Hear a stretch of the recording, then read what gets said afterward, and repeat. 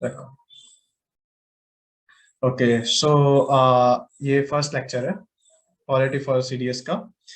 आज हम जो है चैप्टर करेंगे, चैप्टर फर्स्ट, इसका नाम है हिस्टोरिकल बैकग्राउंड। तो हिस्टोरिकल बैकग्राउंड ऐसा है कि जो मॉडर्न हिस्ट्री है ना, वो स्टार्ट होती है औरंगजेब के मरने के बाद।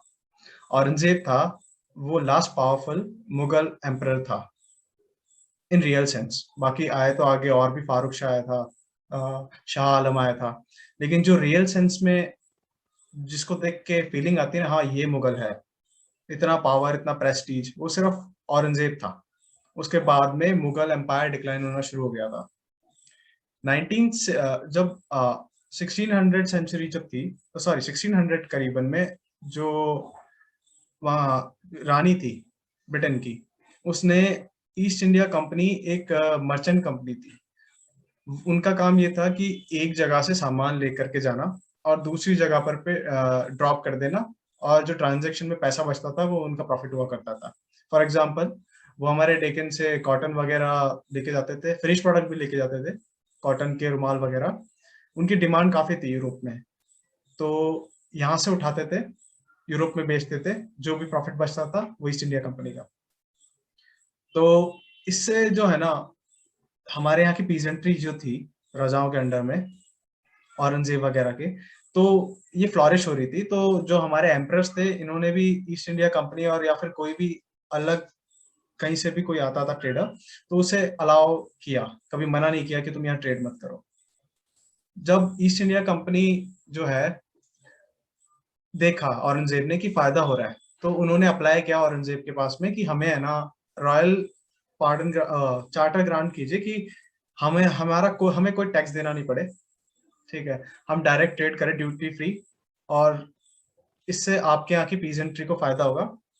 तो औरंगजेब ने तो नहीं किया, लेकिन धीरे धीरे बाद में शाह आलम ने जो है, उसने और जो ईस्ट इंडिया, औरंगजेब ने भी किया, और ईस्ट इंडिया कंपनी को एक रॉयल चार्टर दे दिया कि आप ड्यूटी फ्री ट्रेड कर सकते हैं under the territory of Mughal. अब मुगल जो थे ना, अकबर के टाइम पे 11 सूबे थे। सूबे मीन्स आप उसे कंपेयर कर सकते हो आज की स्टेट से, ठीक है। आज हमारे यहाँ पे जितनी स्टेट है, वैसे सूबे हुआ करते थे अंडर मुगल एडमिनिस्ट्रेशन।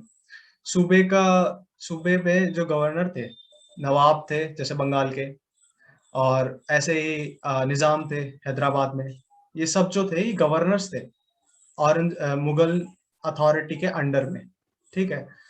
जब औरंगजेब की डेथ हुई थी, उसके बाद में डिसइंटीग्रेट हो गए सबके सब, मतलब इन्होंने अपने पावर कॉन्सेंट्रेशन शुरू कर दिया, क्योंकि कोई और पावरफुल मुगल था नहीं।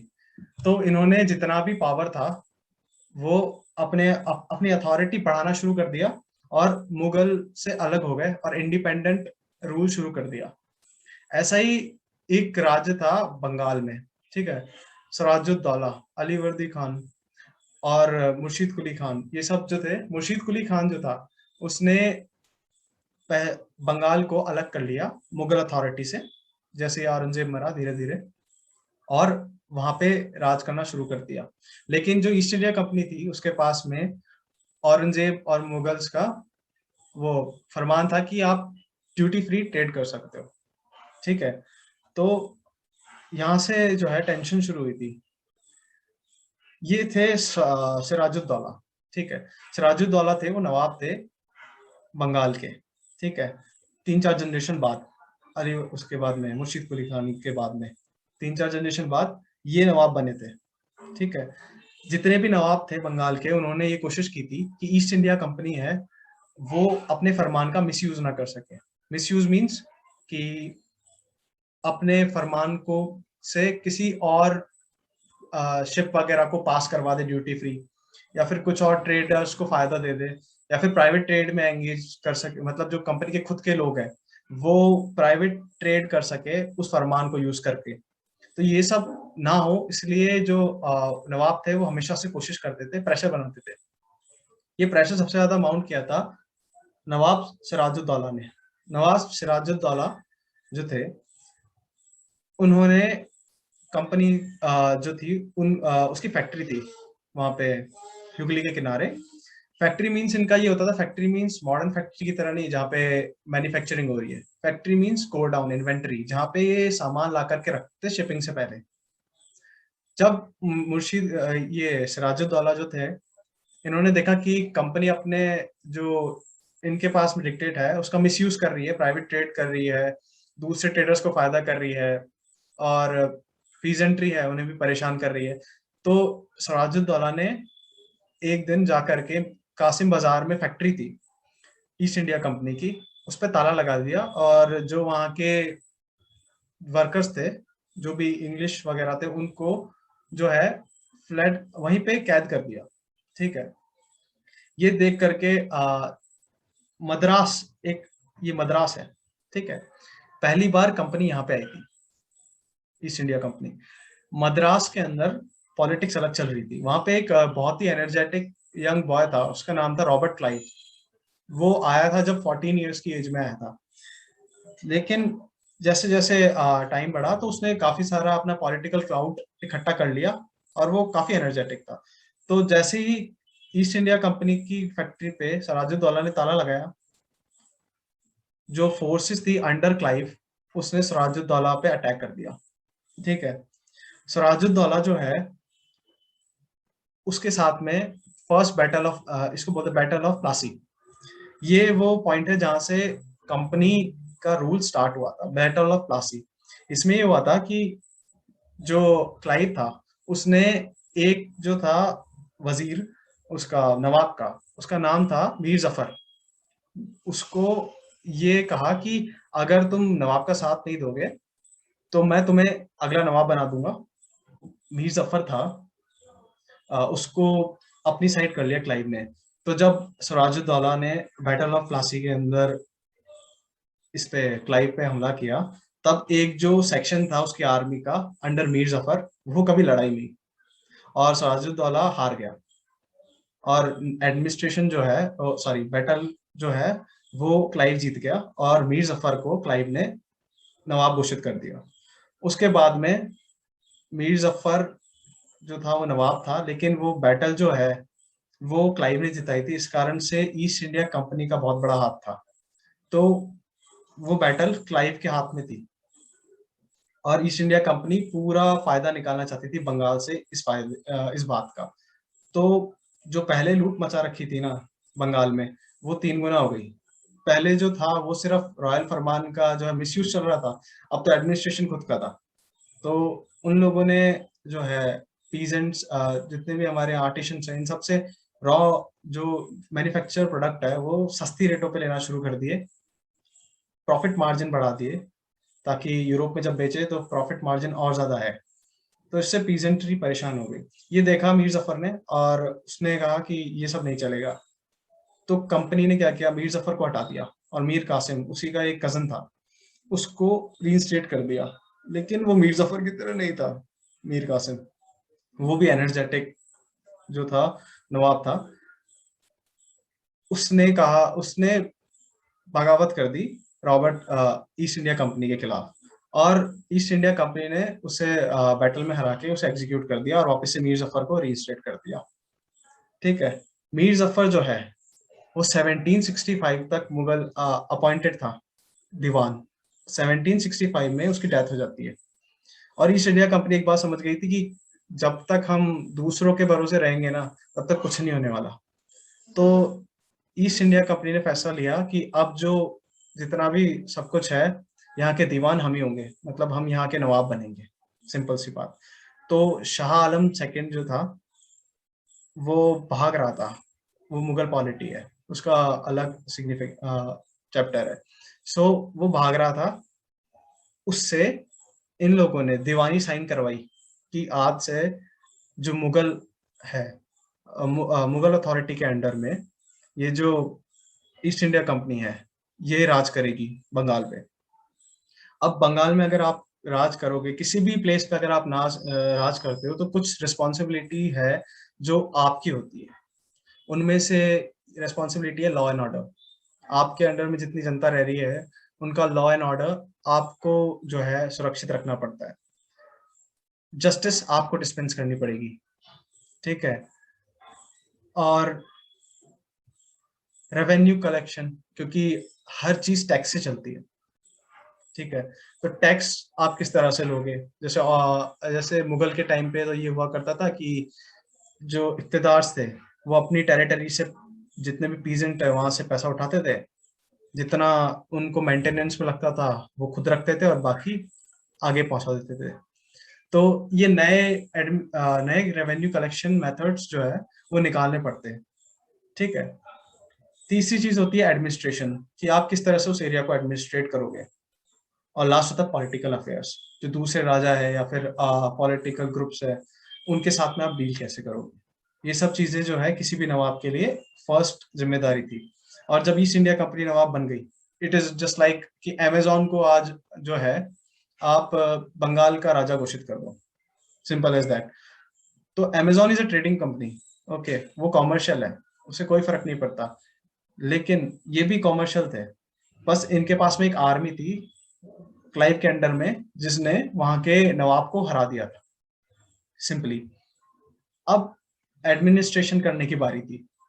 तो कॉमर्शियल कंपनी किस तरह से एडमिनिस्ट्रेटिव बनी, यही फर्स्ट चैप्टर बताता है हमें हिस्ट्री का। ये उसका थोड़ा बहुत हिस्टोरिकल बैकग्राउंड था। तो मैं बताता हूँ क्लाइव के बारे में। रॉबर्ट क्लाइव जो था वो जब मतलब 1765 में जब ईस्ट इंडिया कंपनी खुद नवाब बन गई थी, जो रॉबर्ट क्लाइव था वो वहां का राजा था।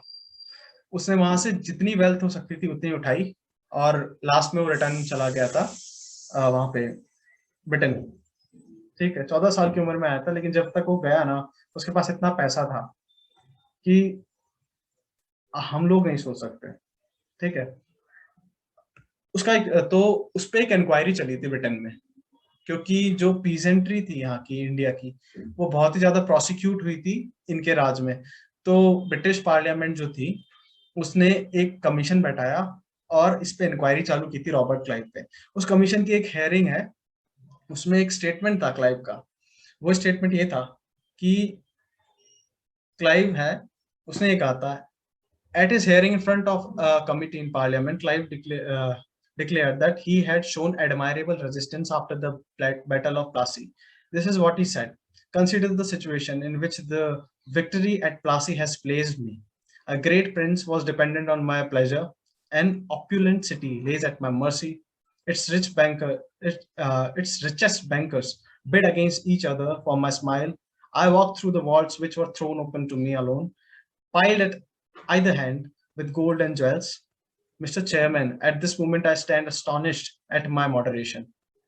It means उसने ये कहा कि इतना पैसा और इतना पावर मेरे पास में था कि मैंने जो वहां पे किया ना वो कुछ भी नहीं था। अगर मेरे अलावा कोई और होता तो शायद वो मुझसे भी गलत करता। मतलब मैंने जो किया वो बहुत ही कम किया, उसका कहना ये था। So this was the power that east India company was growing into. Now next is, अब हम एक्ट की तरफ चलते हैं। एक्ट्स मींस ये थे कि जब ईस्ट इंडिया कंपनी एक trading company, for example N Amazon, ठीक है, पावर में आ गई किसी और कंट्री में, और वो इंडिया अमेरिका की कंपनी है अमेजोन। सो अमेरिकन गवर्नमेंट देखेगी कि हमने इन्हें ट्रेड करने के लिए भेजा था लेकिन ये क्या कर रहे हैं। तो ये जो है ये ईस्ट इंडिया कंपनी है ये इंडिया है, और ये है विक्टोरिया। विक्टोरिया ने इन्हें एक्सक्लूसिव चार्टर ग्रांट किया था कि अंडर जो ब्रिटिश एम्पायर जो भी कंट्रीज हैं उनमें से कोई और ट्रेडिंग कंट्री जहां पे ईस्ट इंडिया कंपनी ट्रेड कर रही है वहां पे ट्रेड नहीं करेगी। ये एक्सक्लूसिव चार्टर था, इसलिए सिर्फ ईस्ट इंडिया कंपनी ही इंडिया में थी, ठीक है। डच वगैरह भी आए थे, वो बाद में आए थे या फिर इनसे पहले आए थे। नेक्स्ट इन लाइन वाज, आगे चलते हैं एक्ट्स पे, ठीक है। तो अब जो है East India Company means like just like Amazon was the emperor of Bengal, ठीक है। तो ब्रिटिश पार्लियामेंट जो थी उन्होंने देखा कि अब जो टेरिटरी है वो ब्रिटिश की हो चुकी है, मतलब हमने तो सिर्फ इनको ट्रेडिंग राइट्स दिए थे, तो उन्होंने कंपनी को रेगुलेट करना चालू किया, ठीक है। अभी तक उनका सिर्फ काम था कि कॉमर्शियल फंक्शन थे, यहाँ से खरीदो वहां बेचो और जितना प्रॉफिट है वो आपका। अब आप जो है अगर रूलर बन चुके हो तो आपको एडमिनिस्ट्रेशन की जिम्मेदारी लेनी पड़ेगी, जो ली जिसमें इंटरवेन करना शुरू किया ब्रिटिश पार्लियामेंट ने। इस इंटरवेंशन का पहला था रेगुलेटिंग एक्ट ऑफ 1773। ठीक है, 1773 में एक एक्ट पास किया गया ब्रिटिश गवर्नमेंट ने। इस एक्ट से ये था कि for the first time the political and administrative function of company and it's founded, पहली बार रिकॉग्नाइज किया गया था इस चीज को। फीचर थे इस एक्ट के कि गवर्नर ऑफ बंगाल, जो नवाब है, उसको हम कहेंगे गवर्नर जनरल ऑफ बंगाल। ठीक है, उसको हम एग्जीक्यूटिव काउंसिल देंगे 4 मेंबर की। एग्जीक्यूटिव काउंसिल, लेजिस्लेटिव काउंसिल और जुरिडिक्शन, इन सब का मतलब क्या होता है मैं समझाता हूँ। एक एक गेम लो वॉलीबॉल का। ठीक है, वॉलीबॉल के गेम में एक कमिटी होती है, एक रेफरी होता है और प्लेयर्स होते हैं। ठीक है, प्लेयर जो है वो हम लोग हैं, कमिटी जो है वो रूल फॉर्म करती है उस गेम की, वो है लेजिस्लेचर। ठीक है, तो लेजिस्लेचर जो है वो कमिटी, वॉलीबॉल की कमिटी है। उस अगर रूल तोड़ते हैं तो रेफरी देखता है, वो जुडिशरी है हमारी। ठीक है, उसका काम है कि जिस जो रूल लेड डाउन है, अगर उन्हें कोई बर्ज करता है, ब्रीच करता है, तो हम उसे पनिश करेंगे। लेजिस्लेटिव हो गया, एग्जीक्यूटिव हो गया, सॉरी लेजिस्लेटिव हो गया, जुडिशरी हो गया, एग्जीक्यूटिव। एग्जीक्यूटिव मीन्स जो रूल बनाए गए हैं उन्हें एग्जीक्यूट कर रहा है। ठीक है, इस केस में रेफरी रेफरी ही एग्जीक्यूट करवा रहा है। सिंपल। तो जो है गवर्नर जनरल ऑफ बंगाल था, उसे एक एग्जीक्यूटिव काउंसिल दी गई। इट मींस जो काम गवर्नर जनरल ऑफ बंगाल के हैं उसमें मदद करेगी एग्जीक्यूटिव काउंसिल 4 मेंबर की। बॉम्बे एंड मद्रास। ठीक है, बॉम्बे मद्रास ये रहा। 1787 की फोटो है, इसमें बताया गया है कि कंपनी का रूल कितना था उस टाइम पे। बंगाल, मद्रास और यहाँ पे बॉम्बे। बॉम्बे जो है इनको डॉवरी में मिला था।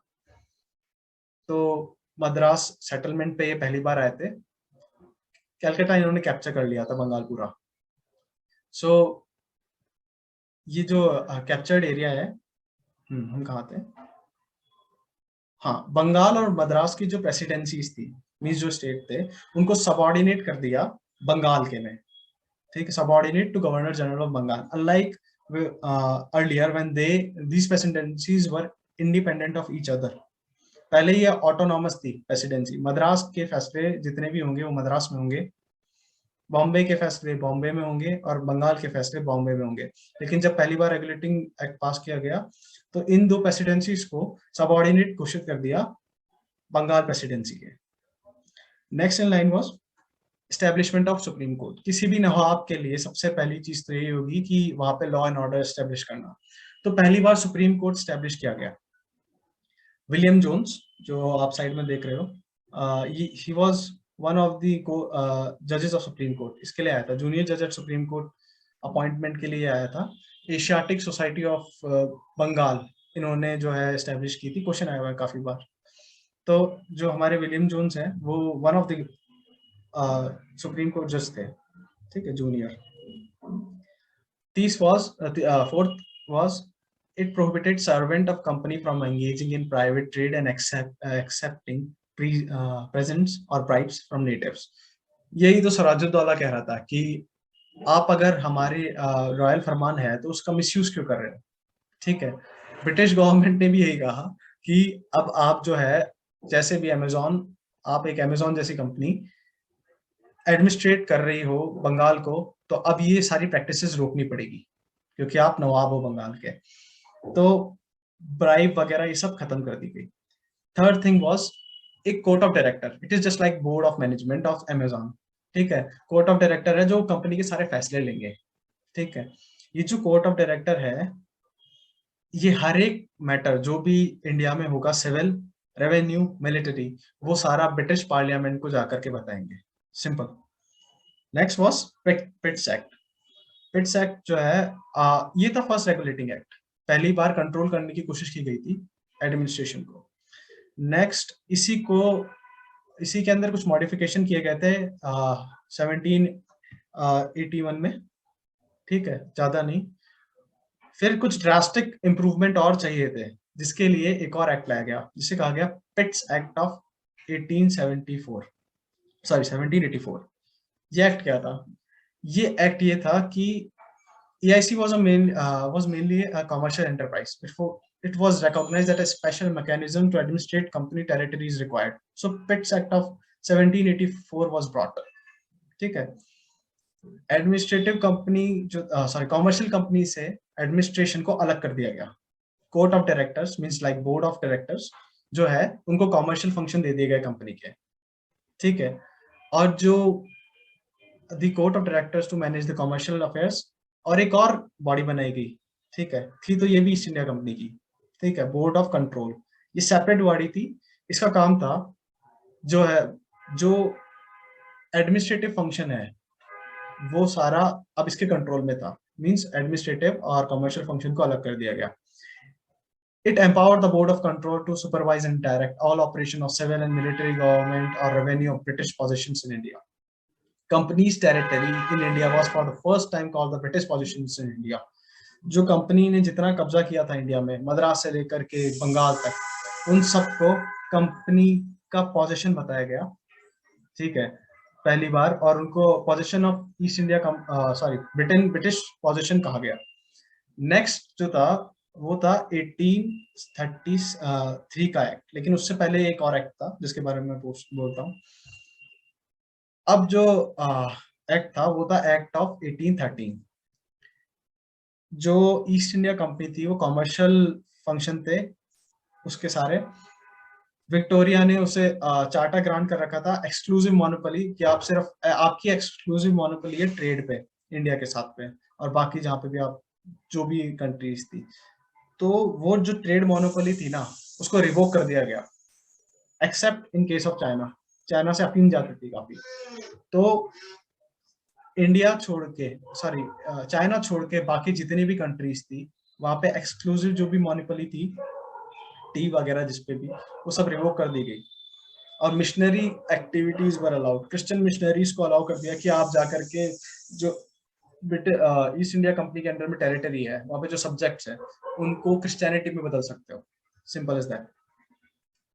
ये जो था 1813 का एक्ट है. ठीक है, उसके बाद में जो मेजर एक्ट आया था वो आया था एक्ट ऑफ 1833. इस एक्ट में क्या था कि it made the Governor General of Bengal as Governor General of India and vested in him civil and military power. जो पहले अथॉरिटी जो थी ना वो यहाँ बंगाल में थी सारी. अब इस एक्ट के तहत इसने क्या कहा कि जो बंगाल का हमारे ईस्ट इंडिया कंपनी की तरफ से जो वहाँ पे गवर्नर जनरल ऑफ बंगाल है, उन्हें हम पूरी इंडिया का गवर्नर जनरल बनाएंगे. ठीक है, एक सेंट्रलाइज सिस्टम बनाने की कोशिश कर रहे थे, जैसे आज हमारे पीएम है सेंटर में. पहले हर एक प्रोविंस में एक पीएम था, अब सेंट्रलाइज सिस्टम बनाने की कोशिश की जा रही थी. तो पहली बार गवर्नर जनरल ऑफ बंगाल को डिक्लेयर कर दिया गया गवर्नर जनरल ऑफ इंडिया, और सारी मिलिट्री और सिविल पावर इसको दे दी गई. William Bentinck was first governor general of India. It deprived the governor of Bombay and Madras of their legislative power. इससे पहले वाले एक्ट में क्या किया गया था? इससे पहले वाले एक्ट में इनको सबऑर्डिनेट घोषित किया गया था, बॉम्बे और मद्रास प्रेसिडेंसीज को. लेकिन नेक्स्ट एक्ट में एक कदम और इसको आगे ले जाया गया और इनसे लेजिस्लेटिव पावर ले ली गई. लेजिस्लेटिव पावर मींस अभी अपने खुद के लिए प्रोविंस के लिए लॉ नहीं बना सकते. इनका लॉ जो है गवर्नर जनरल बनाएगा ऑफ इंडिया. ठीक है, the laws made under the provision act were called as regulation, which made while laws made under this act were called as acts. It ended the activity of East India Company as commercial body, which became a purely administrative body. अब जो commercial function थे east India company के, इधर से लेके जाना और उधर बेचना, ये सब खत्म कर दिए गए. ट्रेड मोनोपोली तो पहले ले ली थी 1813 में. अब जो बचा कुचा था वो भी ले लिया गया. अभी सिर्फ प्योरली एडमिनिस्ट्रेटिव कंपनी बन चुकी है जो राज कर रही है इंडिया की टेरिटरी जो उसके कंट्रोल में है. ठीक है, एक और बहुत इंटरेस्टिंग काम हुआ था इस एक्ट से, करने की कोशिश की गई थी पर हुआ नहीं. वो ये था कि attempt was introduced a system of open competition for selection of civil servants and stated that the Indian should not be debarred from holding any place, office and employment under the company. However, this provision was negated after opposition from court of directors. अब ये हुआ था कि east India company को इतना दुख तब नहीं हुआ जब उनका कॉमर्शियल फंक्शन छीन लिया गया था उनसे. ठीक है, उनको प्योरली एडमिनिस्ट्रेटिव बॉडी बना दिया गया। लेकिन उनको दुख तब हुआ जब उनसे उनके पास में एक स्पेशल पावर थी कि जितने भी कंपनी के सिविल सर्वेंट्स हैं वो ईस्ट इंडिया कंपनी के बोर्ड ऑफ डायरेक्टर या फिर सीनियर मेंबर अपॉइंट करते थे। ये मोनोपोली जो है 1833 में इनसे लेने की कोशिश की गई थी। 1830 लेकिन कोर्ट ऑफ डायरेक्टर्स जो थे उन्होंने काफी अपोजिशन किया और ये वाला कभी सक्सेसफुल हो नहीं पाया इस टाइम पे। तो आगे हुआ नेक्स्ट एक्ट में, पर यहाँ नहीं हो पाया। Next was charter act of 1853। ये सब एडमिनिस्ट्रेटिव रिफॉर्म्स के लिए है। चार्टर एक्ट ऑफ 1833 और एडमिनिस्ट्रेशन को और अच्छा करने